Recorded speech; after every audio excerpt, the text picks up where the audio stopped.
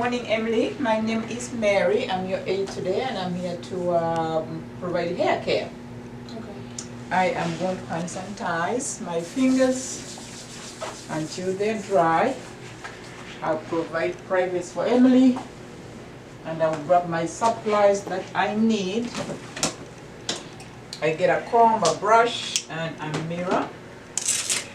Miss Emily, how do you want me to fix your hair? Surprise me.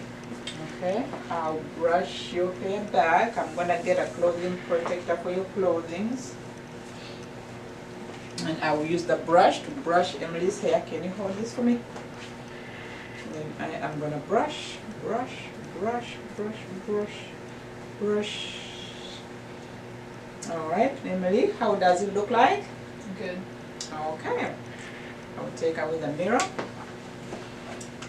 Put back everything in storage. I will get rid of the clothing protector. Put in the laundry basket. I'll make sure Emily has her call light. Emily, is your call light? Call me if you need me. I will open the privacy curtain. And lastly, I will provide hand hygiene.